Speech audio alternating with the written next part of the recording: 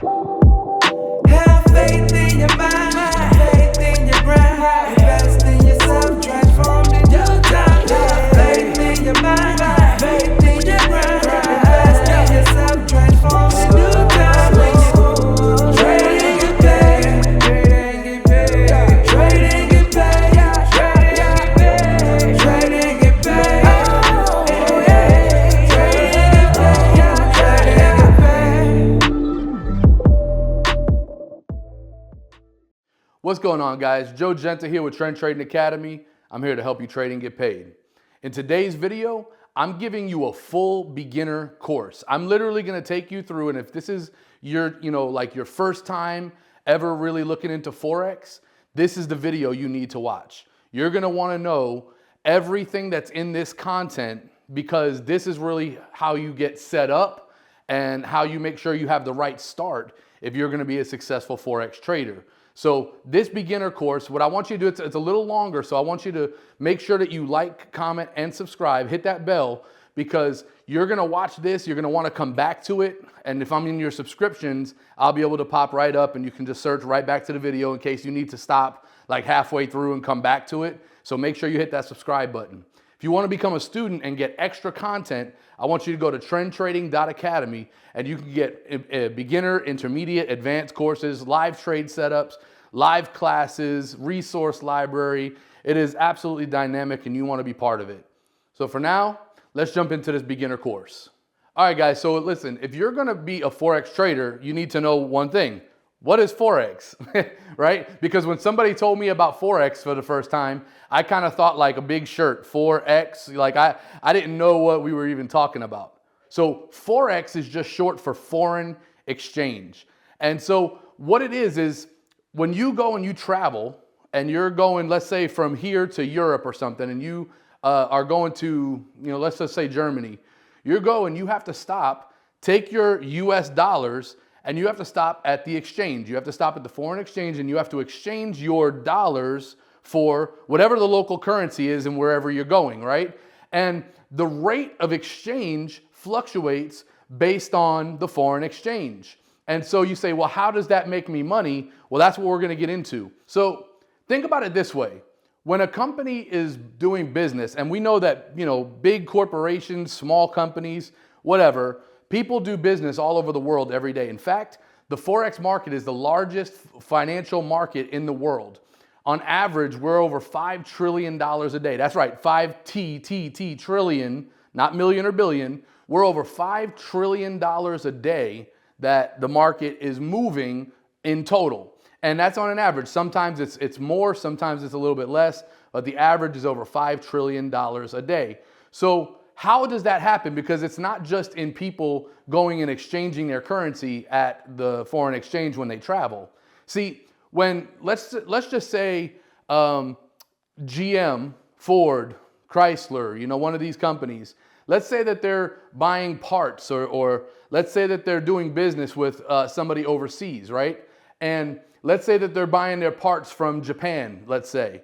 Well, they don't just write a check and send it in the mail and then the Japanese company deposits it. That's not how it works. What happens is, especially with these multi-million-dollar deals, what's really happening is that we're seeing the companies will put in orders and then their banks do electronic transfer of funds. And because that there's an exchange that is due, that money goes from there through the foreign exchange and is traded for the local currency of the selling company. Now, that's one transaction of millions of transactions that happen every single day. And so every time that happens, the bank has to fill an order. So imagine if 1,000 companies do the same thing and we have all these millions of dollars moving through from one currency to another. What happens is the banks have to gather up those funds because you can't just say, through mind control or through some telepathic, right? You have to actually transfer funds. And so what the banks do is they start having to gather, the central banks have to start gathering these funds. So let's say there's a need for $1 trillion of US currency. What happens is they start going to the smaller banks and they start gathering these funds, and the smaller banks, they give these funds into these exchanges for an interest rate percentage. And the more there is a need to gather funds, that's called demand. The more that we need funds, the demand goes up, and so therefore the price goes up. Because when demand is high and supply is low, the price is high. But what happens is at the end of all that, maybe the banks are gathering at a certain interest rate, and then maybe there's too much currency that they gathered at the end. So what happens is a correction. If they needed $1 trillion, but they gathered 1.2 trillion, at the end, we see a rise in price because of the trillion, and then a decrease in price because the extra supply that was gathered that wasn't needed, so they start selling that currency off at a lower rate. And so that price drops because supply is high and demand is low. This is how price fluctuates in the foreign exchange. This happens on a daily basis. Banks do business the same way every day. The foreign exchange market is open from Sunday at 5 p.m. Eastern to Friday at 5 p.m. Eastern. And so it's 5 days, 24 hours, 24 and 5.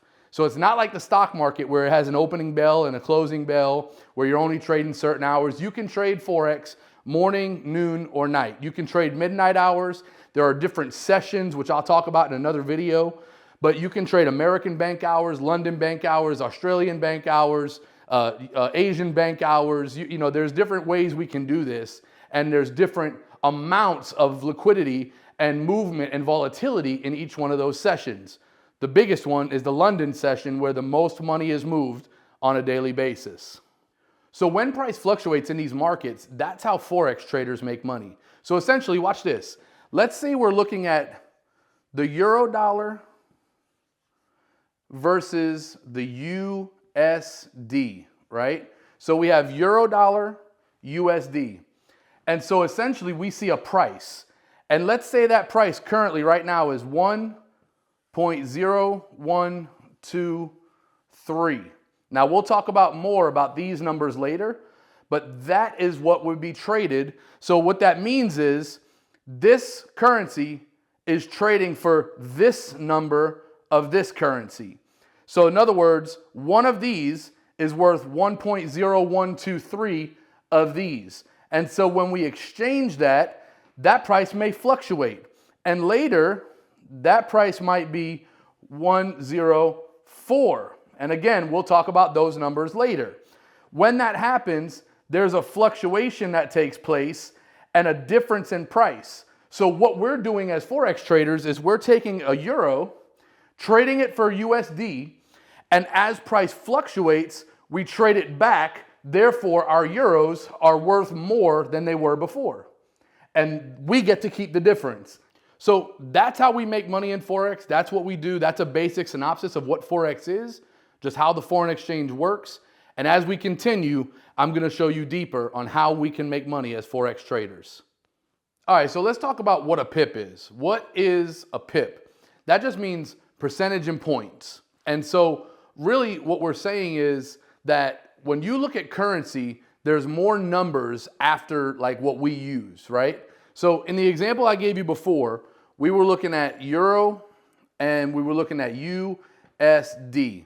So if you're looking at euro USD and the current price is 1.1023, there's another number there that fluctuates really fast called a pip. We really don't use that very much. And so for the purposes of this video, I'm really not going to go into that because I would never really teach you to want to trade that, okay? So for the purposes of this, what we're saying is that we generally look at money as like $1.01, right? We would generally say like $1.01. But what we're really saying is a pip is the fourth number after the decimal. So in this case, we'd be talking about the 3. So euro USD means that you are trading one, this is the base currency, okay? So let's write that, base currency. And this is the quote currency. And what that means is that the euro, or the first currency, is the base. This is what we're basing our price off of. And the second currency, or the quote currency, is what are we leveraging the currency against. So in other words, one euro is worth 1.0123 US dollars. That's base and quote currency.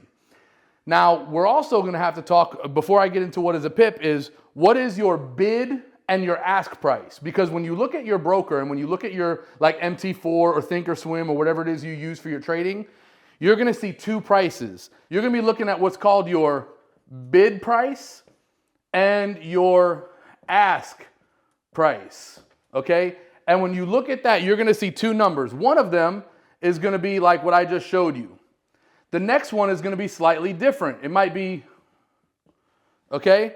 And so when you see a difference, what you're seeing is this is how much a broker is willing to pay for that currency. And this is how much a broker is willing to sell that currency for. So if you are doing a buy, you're going to be looking at that number. If you're performing a sell, you're going to be looking at that number. And that's important to look at because the difference is what? It's in the pips. We trade pips. We don't trade pennies. We don't trade dimes and nickels. We trade pips.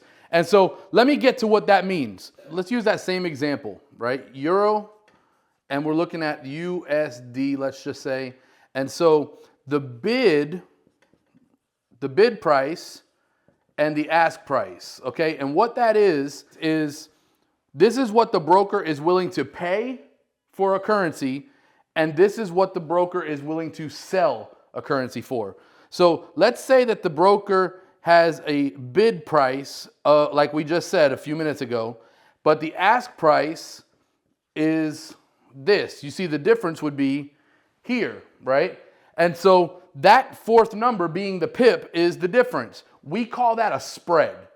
And that's something that is very, very important for Forex traders, especially those who are scalping and doing short-term trades.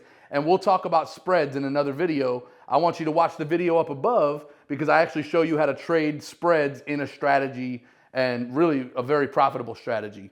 So what we're saying here is that when you are buying a currency, if you're going to execute a buy in the market, this is the price you're going to buy for. And if you're executing a sell in the market, this is the price you're going to sell for. The difference is the spread. Now, watch this. So if we're looking at Euro USD at 1.0123 and then the ask being 1.0124, the difference is that pip, right? So 1, 2, 3, 4, this is the pip. So here's why that's important, right? So let's look at this for a second. So we're looking at this number, and so we're looking at, and we say 1.01, okay? This last number, imagine it this way, and this is kind of a good way to understand it, like when we do math in school, like you have the hundredths, the tenths, and the ones, right? The place value. So you would be looking at this and it's 4, 2, and well, we already got the 1. So let me just, so if you were looking at this number, this would be the hundredths place, this would be the tens, and this would be the ones, okay? So what we're really saying here is for every penny, if this changes to $1.02, 1.02, then this would have to change 10 different times. This would have to roll over 10 times.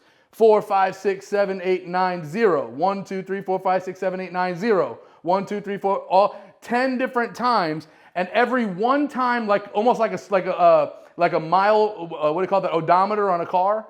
Every time you see that number roll over, then the next one rolls over. So if this gets to 10, this turns into a 3, this turns into a 0.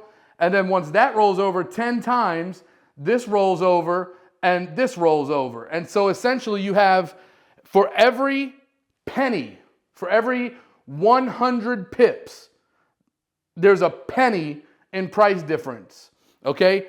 Now, that sounds amazing because when we look at the exchange markets, we see the prices fluctuate by pennies every single day. 100 pips, that sounds like a lot. Well, we're really only talking about the market having to move pennies, which is why Forex is so powerful. Because when we trade Forex, we don't need price to go from $1 to $2 on a currency. We don't need price to change by dollars and dollars. All we need is for price to change by a penny or even less. Small fluctuations can be made into large profits when you trade Forex the right way. So a pip is something that is going to be very important as you begin to trade Forex, and as you continue to trade Forex, a pip is going to be something that you're going to hear all the time. And what you want to remember is that it's the fourth number after the decimal. Now remember this too, a little small tidbit. When you're looking at JPY pairs, it's no longer the fourth number after the decimal, but it's the second, because JPY pairs are a little different. I don't really trade JPY, which is why I'm not really talking about it in this video, but I do have other videos that talk about that, and I'll mark them above. All right, so now let's talk about lots and lot size and percentage-based risk, because honestly, of all of the things we're talking about today, this is probably one of the most important, because this is like your first step of risk management. Before you learn strategies, before you learn everything that YouTube is going to teach you, I want to encourage you right now. I want you to stop what you're doing, put down your paper, put down your pen, and I want you to focus on me right now, because I'm coming to you with as much passion as I possibly can. If you want to be successful, you have to learn risk management. That is the number one thing in Forex. Beyond anything else, we need risk management. I don't care how good of a strategy you have. If you don't understand risk management, you're going to lose your money. So you heard it here first. Fast forward, if you don't focus on risk management and you lose your money, don't come commenting below talking about how the strategy didn't work or this and that. What I want you to do is focus on risk management. Okay? I know the YouTubers are telling you to focus on strategy. I'm telling you, focus on risk management. You can't make money if you don't know how to not lose money. All right, so now let's talk about lots. In Forex, what happened is before you really had like these brokers and micro lots and mini lots, you had to do full trading with a lot of money. You didn't have leveraged accounts. You didn't have, which we'll talk about leverage later. You didn't have mini and micro accounts. You know, you had just standard accounts where you had to purchase big lots and you couldn't, do any less, right? So essentially what a lot is this. There are units of currency, okay? And what happens is a standard lot equals 1,000 units of currency, okay?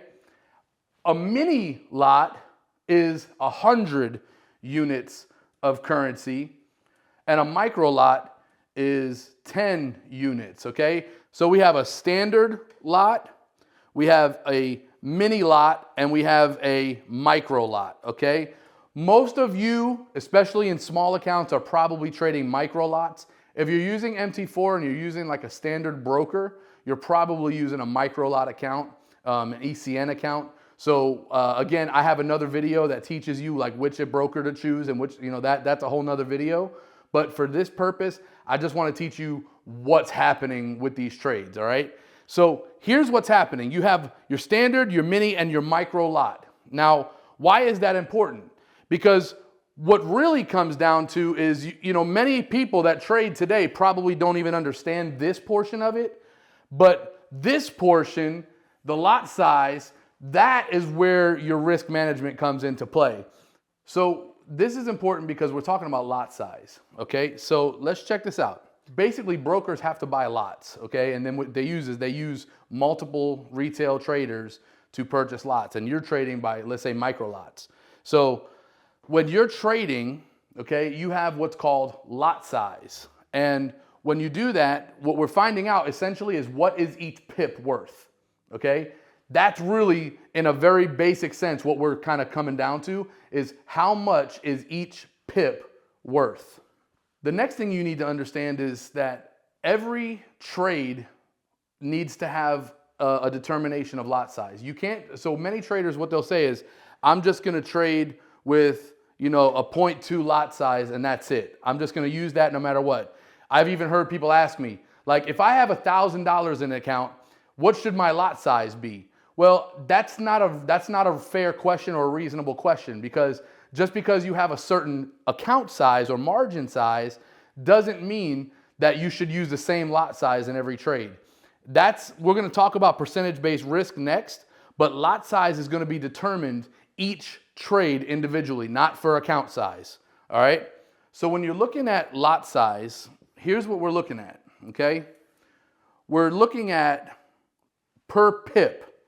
So if you have a 0.01, 0.10, or 1.0, let's just use flat rates.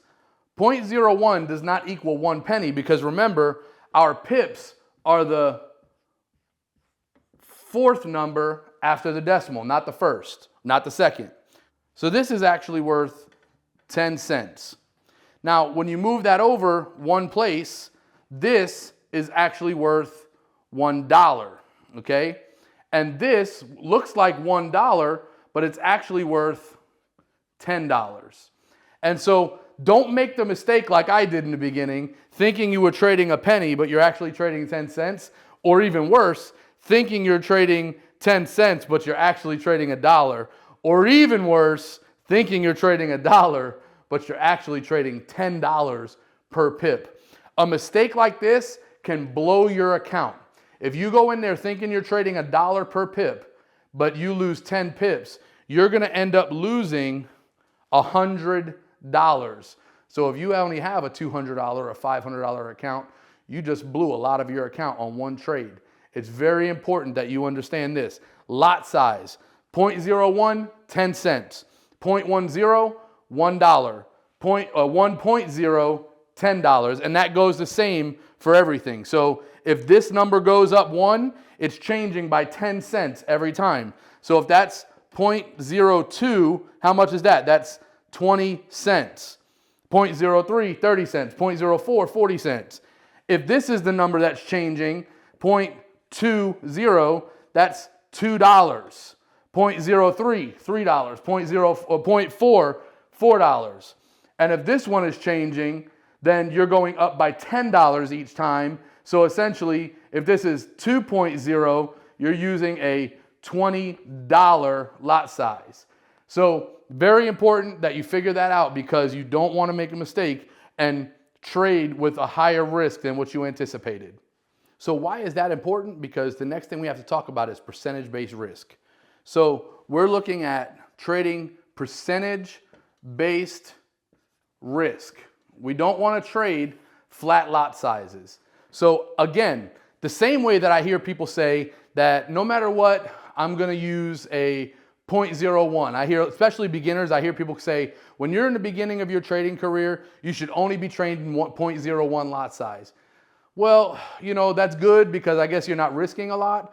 But the truth is that that's not necessary. What you really want to do is you want to have a percentage-based risk. And it's very easy to figure out. People just don't take the time to do it. First thing you have to understand is how much is in your account. So for this purpose, we're going to act like we have $1,000 in an account. So let's say you have $1,000 in your account. If you want to trade 1% of that account, here's what you got to do. Number one is you just simply divide by 100, and that will give you your total account, your total risk. So that's the long way to do it. That's the long way to do it. That's real easy, guys. Come on. $1,000. Don't be lazy. Just sit there and figure it out. Look at how much money you have in your account. Divide it by 100 and use that as your risk. It's not that hard. I'll even give you a quicker way. Look at your account size and move the decimal over 2 places. That's it. That's your account risk. You don't want to risk more than 1% in your account because if you risk more than that, you have the possibility of losing a lot of money.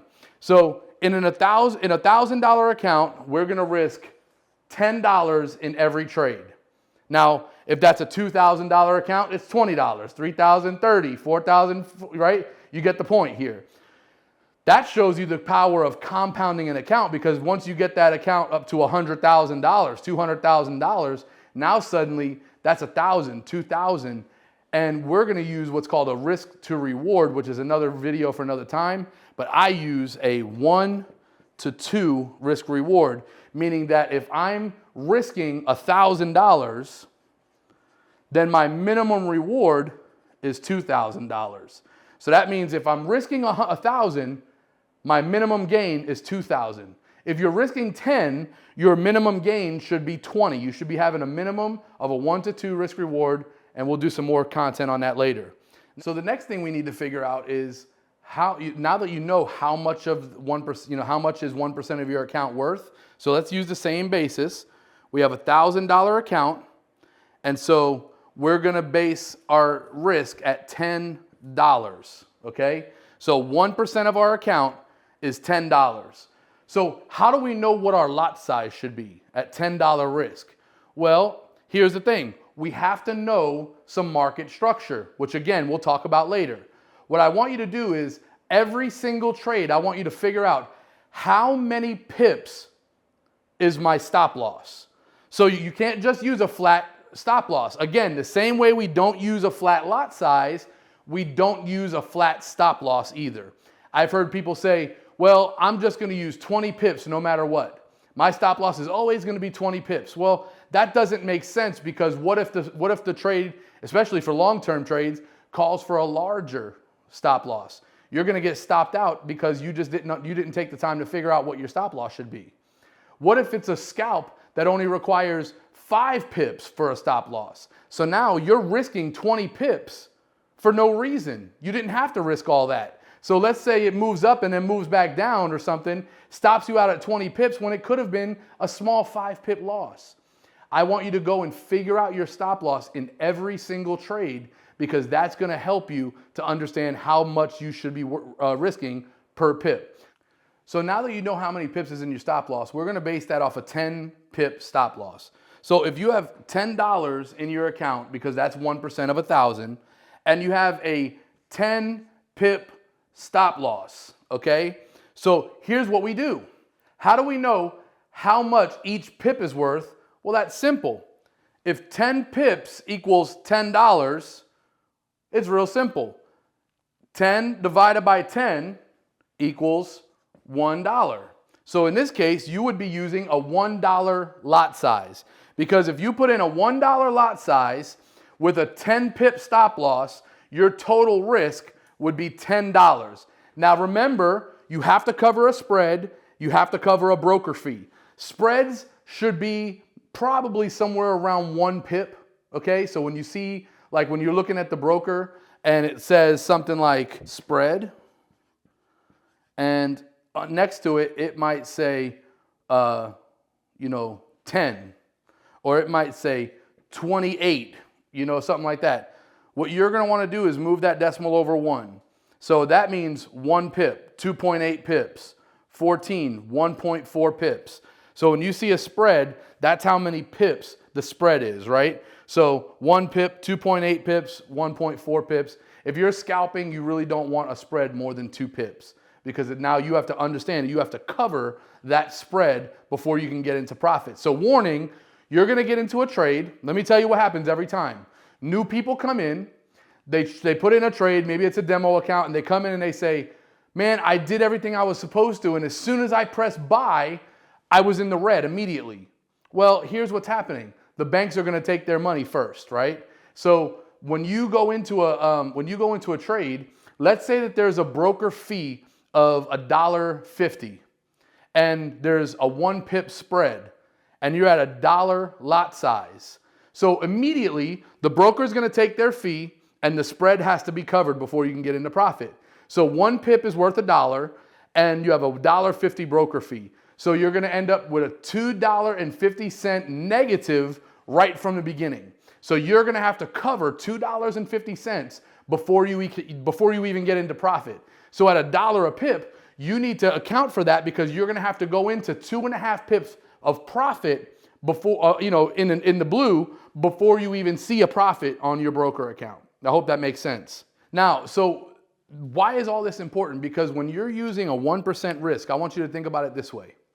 If you have a 1% risk and you lose 10 trades in a row, now that sounds like a lot of trades, and I hope you don't lose 10 trades in a row, but even if you do, you've only lost 10% of your account plus fees and commissions. So the likelihood is that you probably only lost about 13 or 14% of your account, losing 10 straight trades. Now imagine if you had that turned up to 10% each time. If you lost 10 in a row, you blew your account. All of your money's gone. That's why it's so important that we risk 1%, 1%, 1%. Let me put that in there. 1%, 1%. I know I said that a lot of times. Pop it on the screen. 1%. Because here's what you need to understand. I don't want you to blow your account. Now, with fees and commissions, you're probably going to have to lose about 70 straight trades in order to blow your account. If you lose 70 times in a row, I have to stop and tell you, Forex might not be for you. You can't lose 70 trades in a row. You know, if you lose 70 in a row, guys, I need you to just come and book a one-on-one, do something, you know, but you can't lose 70 in a row. Now, talking about that, let's stop there for a moment, and I want you to show you something. So guys, I want to just take a minute and tell you that this beginner course is meant to help you get started. And I'm believing that you're going to be able to come in here and do make all the right decisions to get yourself started on the right foot.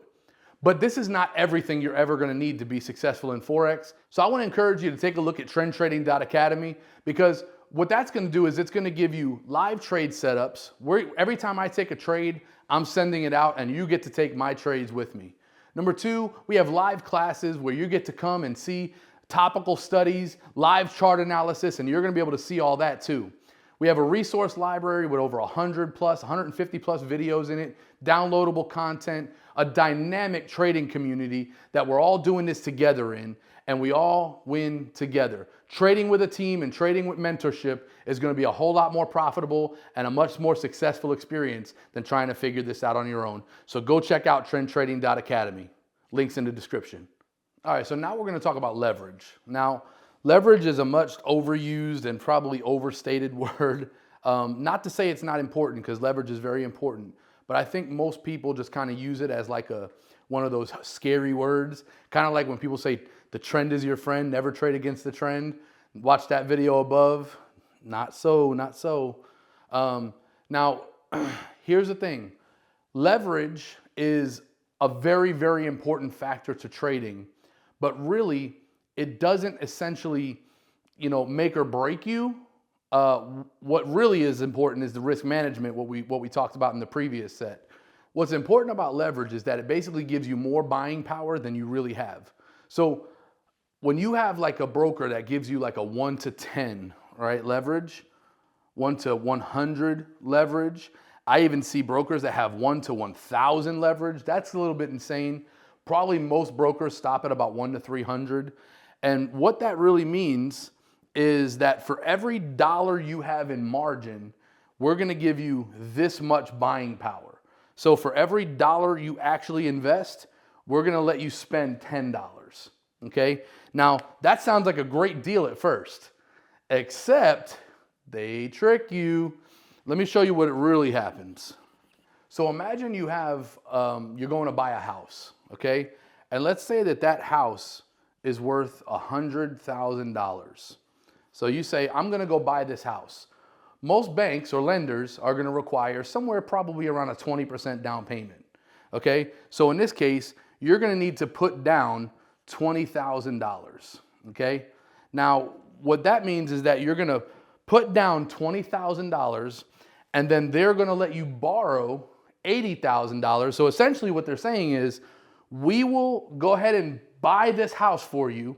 We'll give you $100,000 of buying power for a 20% down payment. We'll give you the other $80,000, but then we're going to charge you an interest rate to pay it back. Now imagine you met this lender. Imagine you met this bank and they said, today's your lucky day. You're going to come in here today. You need to buy this $100,000 house. You have $20,000. And here's what we're going to do. We're going to give you the $100,000 to buy the house, and you don't even have to make any payments. Sounds good, don't it? Be careful, because what seems to be, as they say, like if it seems too good to be true, it probably is. So here's the thing. What actually happens is this with leverage. For every dollar you put in, let's use a 1 to 10 leverage. They're going to give you $10 of buying power. So if you put in $1,000 into an account, they're going to let you spend $10,000. Here's the difference. This is your actual margin, actual money. Here is your buying power and your total account size. Not that you have that much money, but will allow you to purchase that much in Forex. Now, watch this. Let's say that that bank allows you to go and purchase this $100,000 house. They say, we're going to give you this money. We're going to let you buy. You don't have any payments. Here's the catch. When you go, let's say you live in the house for 3 years. Fast forward 3 years, you're moving and you're going to sell the house. Here's what the bank is saying. I don't care what the house is worth now. You owe us $100,000 because that's what we gave you, right? So let's say that you went and bought this house for $100,000 of their buying power, their money that they gave you. They let you use their funds to go ahead and take care of this house with a smaller amount of down payment or actual margin. Let's say you bought this house for $100,000, okay? 100K. And 3 years later, this house is worth $175,000. You go and you sell the house, you now have to pay $100,000 back of that buying power. So really what happened is you get to keep the $75,000. You get to keep the 75 because you have to pay back the 100. Your original down payment was 20,000, so minus the 20K, and your profit becomes $55,000. Okay? So essentially what happened is you took $20,000 and turned it into $55,000 using the leverage that they gave you to buy this house. Here's the catch. So now let's say, for an example, you have that $100,000 house, okay, and you move out 3 years later, but now the problem is that the market went down and the house is only worth $75,000. There's a problem, ain't there? Because now, when you sell this house for $75,000, you still owe this broker $100,000. You still owe this bank $100,000 because that's the deal you agreed to. So when you lose money, you now owe the bank $25K. Your margin is only $20K. So now here's what happens. You lost $25,000 that you now owe this bank because of the agreement you made. They gave you $100,000 in buying power for a 20% down payment. You lost $25,000, which is more than your original down payment. So they take your original down payment and you still owe them $5,000. That's called blowing your account. That's the case where buying power or leverage can really hurt you because you didn't plan on spending more than $20,000 of your actual margin investment. So now because you lost more than you had, you now owe the bank an additional $5,000 and you're in upside down. Well, that's the same way things work in Forex. If you have $1,000 of actual investment at a 1 to 10 margin, you have the buying power of $10,000. So let's say you get into a trade that essentially a margin call, thank God for a margin call, we think that's a bad thing, but it'll actually stop you out at about 80% of what your margin is. So let's say you have a margin call at $800. Well, here's the problem. You have a margin call at $800 or 80% of your total margin because you were over leveraged. This, because of the buying power, allowed you to take a much larger position than what your account really allowed you to do. And so at the end of the day, after broker fees and commissions, you might end up with an additional, let's say $100.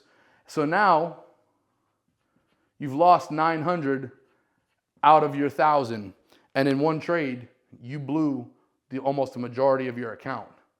that's where leverage can hurt you. It's very, very important to understand leverage, but not to over leverage or not to overuse your leverage, okay? What you really want to do is you want to come back to that same thing I said before. 1% risk. I don't care what your leverage is. If the broker, all it really changes for you in practicality and in execution is that if you have a 1-to-1 leverage, so they're not leveraged, you're not trading a leverage account, that means on a $1,000 account, your broker is only going to allow you to take a lot size up to so much, maybe 10 cents, maybe $1, depending on your broker. They're only going to allow you to take essentially what you're able to lose, okay? If you're trading a micro account that's only allowing you to take $10 per lot, okay, so on a $1,000 account, you're only going to be able to take $1 lot size. So the broker won't even allow you to take a bigger size than that. So as long as you're using like, a 10 pip stop loss, you can only lose $10. The problem is when you don't use a stop loss and it just goes and goes and goes until you just run out of margin, okay? Now, if that is a leveraged account times 10, well now your leverage allows you to take a position as if you had $10,000. So imagine you have a micro account, okay? Micro, which allows you to take $10 per lot, okay? So think about it this way. If you have $10,000 leveraged, it's only really $1,000, but they're allowing you to buy like you have 10,000. So think about it this way. At 10,000 divided by $10 is how much? 1,000. So they'll allow you to take 1,000 lots. Think about that. So essentially on a micro account at $10, they're going to let you take a $10 lot size on $1,000 that you have. So that means every pip will be worth $10 at a 10 pip stop loss. 10 pip stop loss. If you lose, you just lost $100 plus commissions and fees. So if you lose $100 of commissions and fees, even though your account says you have the buying power of 10,000, you really only have 1,000 of actual margin. So you actually lost 10% of your actual account in one trade simply because you were leveraged. You did nothing different than you did before, except that you had a 1-to-10 leverage. Now imagine that on a 1-to-1,000 leverage, where you can get in at 100 or even a $200 lot size and blow your account like that in 5 pips. That's why I'm not telling you not to use a leveraged account. What I'm telling you is to use a leveraged account wisely. Don't over leverage. If you are taking a 1-to-10, 1-to-50, 1-to-100, whatever that is, just understand that you probably, if you're in a small account, should not be taking long-term swing trades that are going to have a lot of drawdown and where you're going to have to do a lot of waiting. You should probably be scalping at 2, 3, 5, and 10 pips at max so that you're able to get in and out of the market with very minimal risk until you have a larger account that can withstand larger drawdown. So lot size is everything and more important than everything, but understanding leverage is very important because some of you don't know why you blew your account. That's why, because you were over leveraged. I want to encourage you, if you are using a leverage account, make sure you understand risk management and understand how much your lot size of your margin it's actually using, because it might tell you you can take a large position, but should you take a large position? That's another story. All right, so now let's close this out by talking about how much money you really make in Forex and really how do you make money in Forex? Well, I want you to think of it this way. In a normal or a standard savings account where you put money in the bank, you're at like a national average of like 0.00000. No, I'm just playing. It's not really that bad. But it's like 0.0003% on your money. So you're literally getting like a $3 payment, from your bank. You look into your savings account and it's up by like $3 and you're excited. No, you're not really that excited. You don't even pay attention to that because it's so small. Even in higher percentage things like annuities, maybe you have like 10 or 12 or even 13% annually on your money, which, you know what? That's pretty good if for something that you don't have to look at or even think about. real estate investments. Maybe you can make, 30% on your money. That's really, really good. But in Forex, I want you to think about this. If you're taking, like I told you, a 1% risk, 1% risk to a 1 to 2 risk to reward, that means that on the basis of what we've been saying, on a $1,000 account, $1,000, 1% equals $10. So that means if I'm risking $10, my reward is $20. Now here's the awesome thing about Forex. I can tell you why risk management is so important. Because think about this. I can show you, don't let the other people fool you, strategy is not as important as risk management. You can have an 80% win percentage on your strategy, 90%. You can have 95%. You can have 99% win percentage, which you don't. But you can have a 99% win percentage on your strategy. And here's what's going to happen if you don't know risk management. You're going to take 99 wins at, let's just say, 1%. So you're up really, really good in your account. You're feeling really froggy right now. You're feeling really good. And, as this price fluctuates, if you take one trade at a 10% risk, well, guess what? You just lost 1/10 of your profits in one trade. That's crazy. Now, you're still up in that case, but nobody has a 99% win percentage, and you're only up 80% in your account. That doesn't make sense. Now, here's what's more realistic. Somebody gets into a trade, and they're using good risk management at first, so they're using a 1% risk. So they win, and they're up a little bit of money. Next one, they win again, right? Maybe they win again. You're on a hot streak. You win again. So you're feeling really good. This new strategy really works. But what you haven't done is tested it through all cycles. So now suddenly you're feeling really froggy. You're feeling really good. And you say, you know what? I'm going to turn this lot size up because I can make money faster. So now you risk 5%. And what happens? That happens to be the loss. So all the money you just gained, you just gave back, right? Everything you just made, you just handed it right back to the broker. That's not smart. That's not how we invest properly. So what I want to encourage you to do is to take even a 50% strategy. You're not even a good trader. I ain't trying to offend you, but if you're winning one and losing one, you're really not that great yet. Let's just be real about it. But watch this. Let's say you win one, you lose one. You win one, you lose one. You win one, you lose one. Let's say that's your week of trading, okay? So you went and you traded for the week, and all you did was 50%. For every win, you have a loss. You're not even that great of a trader yet. You're trading a 50-50 strategy at best. So in my case, you win one. So you're up, right? You're up 2%, which in this case would be $20. So now your account is at 1,020. Next one you lost, but remember, we use a 1 to 2 risk reward. So you lost $10. Now your account is at 1,010. You win another one. Now you're at 1,030. You lose another one. Now you're at 1,020. You win another one. Is it getting redundant yet? You're at 1,040, and you close out your week with another loss.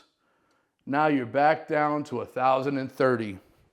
And on a 50% week, on a week where you did not do very well, you gained 3% on your account. Your stock investments are not gaining 3% a week in most cases. Your savings accounts, annuities, mutual funds, 401ks, or any other thing you have out there is not giving you 3% a week. But a bad trading strategy in Forex can give you 3%. Why? Because it ain't about the strategy. It's about risk management. And that's how we make money in Forex. It's understanding how to leverage money in your favor. It's not going out and having a win percentage strategy that just never loses, because that doesn't exist. You're gonna take losses in Forex. But if you can minimize your losses and maximize your gains, guess what? You are in favor and you can gain. Now, what would happen if you took a $1,000 account and you compounded it by 3% weekly after a year times 52 weeks? Think about that.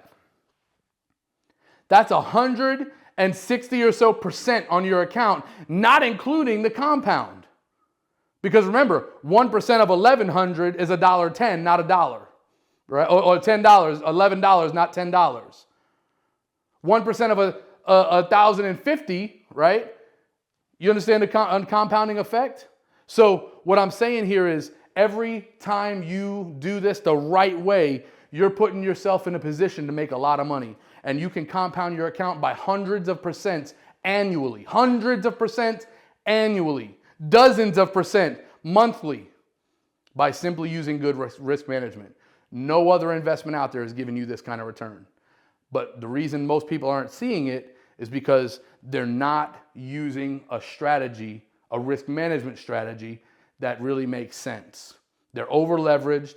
They're hit or miss on their percentages. They're using flat lots. They're using flat lot sizes. That's not how we win. You have to get the money in your favor. I would never look and risk $100 of my money to hope to get $100 back. That wouldn't make sense, would it? Why would I risk 100 to get 100? That doesn't even, but if I would risk 100 to get 200, now that makes more sense, doesn't it? When you're at a 1 to 2 risk reward at minimum, some of these trades we take end up, we call them runners in Forex, which is another video for another time, but we call them runners. Some of these trades, I've had trades that were 1 to 25 risk reward, where I'm risking 100 and I make 2,500. And the whole time I get to take my profit with me, securing the bag along the way. Now that doesn't happen every single day, but I can tell you this, if you do it right and if you pay attention and you use good risk management, you can definitely leverage the broker in your favor. So that's how we leverage risk management in our favor to get the money working for us instead of against us. And now the next thing is the strategy, right? And you've been hearing me kind of like bash strategy and downplay how important strategy is. Strategy is important. We need to have a winning strategy. Because imagine if you do have a winning strategy where instead of winning one and losing one, let's say you were winning 3 for every one you were losing. That percentage goes up exponentially and you make a lot of money as that percentage increases. But it's more important to understand risk management. If you're going to have a winning trade strategy, there's 5 real things that need to happen if you're going to be a successful Forex trader. Number 1 is your mindset. Okay? Number 2 is your risk management. Forgive my beautiful writing here. Number 3 is your trade plan.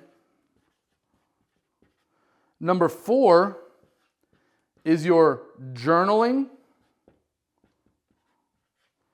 And number 5 is your strategy. Notice how strategy is at the bottom. You need to have the proper mindset if you're going to win. You need to have good risk management, which is what we've been talking about. You need to have a trade plan to understand how and why you get in and out of trades and what kind of trader you're going to be. You need to be journaling and tracking what you do, because you can't manage what you don't measure.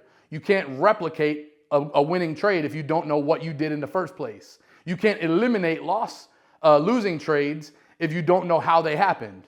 And last but not least is you need to have a strategy that works really well. When you're looking at your strategy, here's things you need to have. So 1 is you need to have a confirmation checklist. You need to know, why am I getting in this trade and why am I getting out of this trade? And is the trade doing what I thought it was going to do? So you need to have a strategy that has a confirmation checklist. That might be, maybe it's a moving average crossover. Maybe that price needs to be above a 50 moving average. Maybe that you need to be in a trending market. There's a lot of different things we need to have. Maybe you need to have a candlestick entry. There's things that you need to have there that I'm going to let you figure out in a different video. I've got plenty of strategy videos on my channel to go check them out. Here's what I teach my students all the time.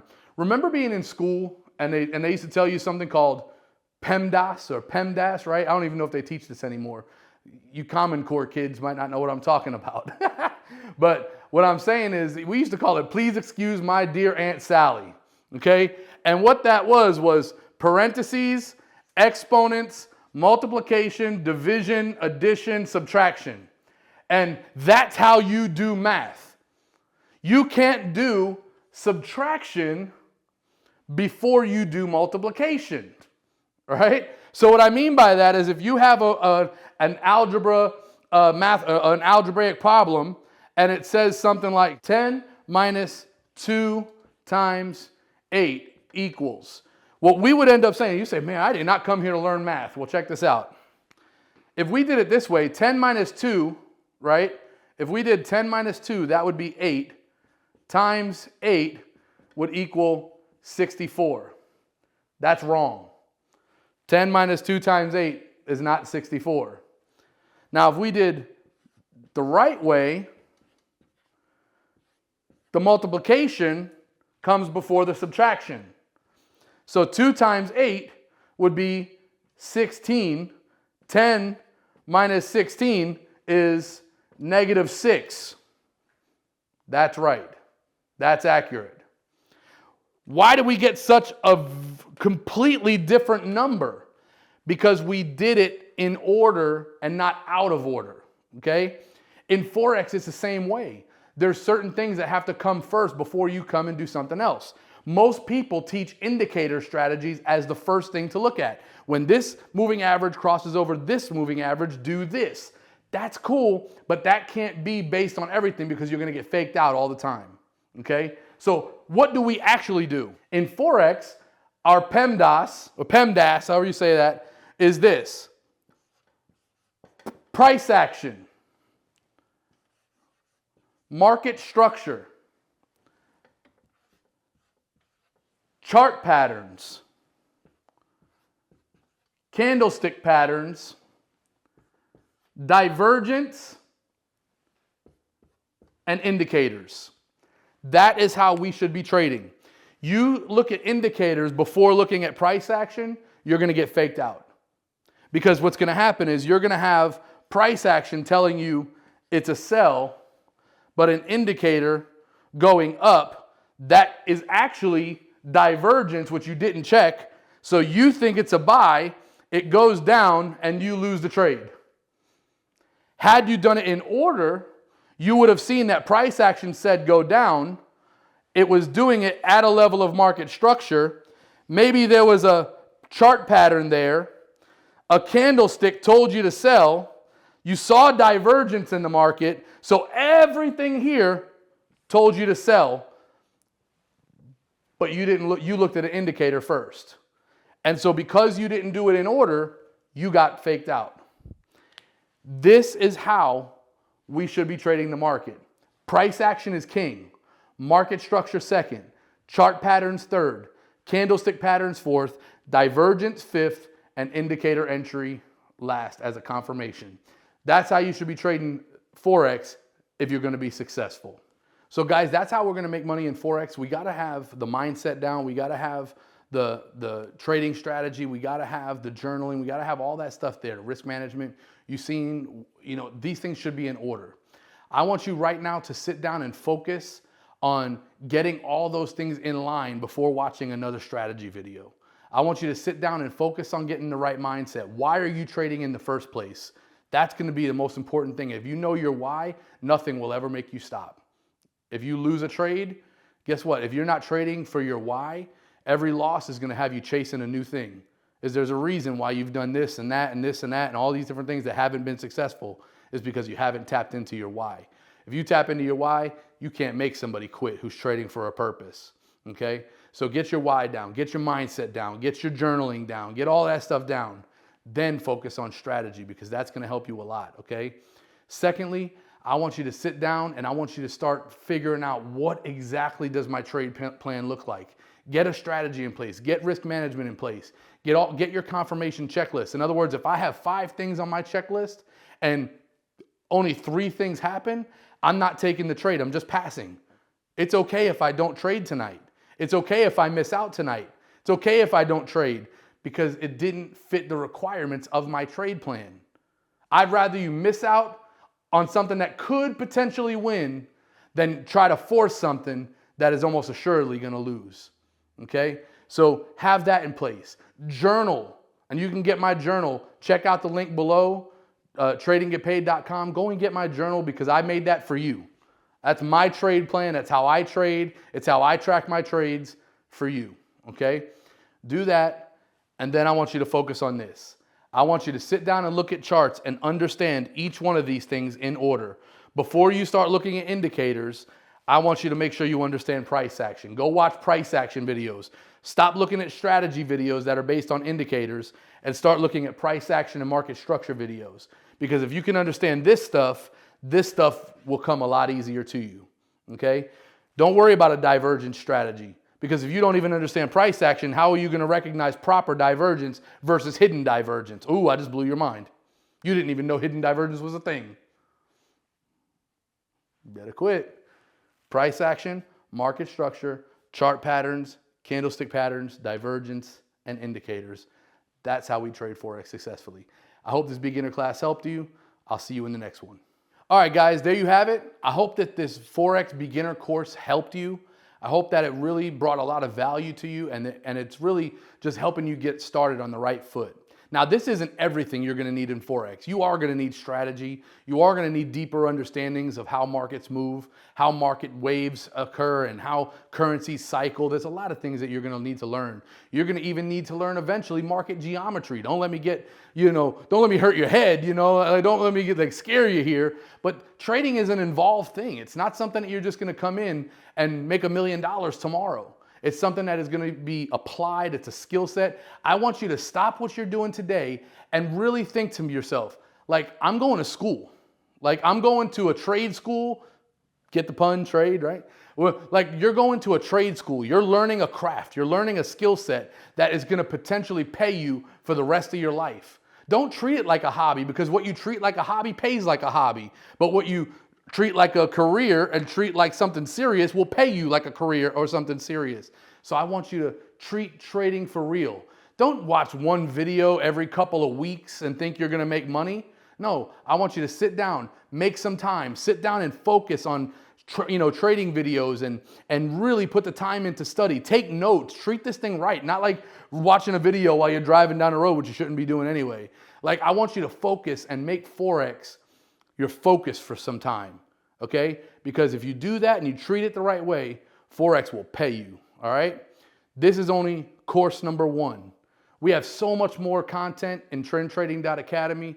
I want you to come there because we have intermediate, advanced videos. We have all kinds of stuff that's going to help you to become a profitable trader. So I want you to go ahead right now, click that link in the description, trendtrading.academy, and become a student today. Let me take this journey with you and help you to become a profitable trader and go ahead and change your life forever. Don't forget, guys, like, comment, subscribe. I'm dropping constant content that's bringing lots of value to traders all over the world. If you just look in my comments, you'll see so many people that have learned how to trade Forex by watching my channel. So many people that are full-time traders today because they watch the content on my channel. So don't miss out. Like, comment, and subscribe. Hit that bell, get notified every time I drop content because I want to see you win. And it will help me to see more and more people get to see this content. This was a lot in this video. So what I want you to do now is I want you to watch this video over here, because what I'm going to do is I'm going to break this down into several videos so you can rewatch it and really focus on one topic at a time. So check it out, start there, and check out that playlist. I'll see you in the next one.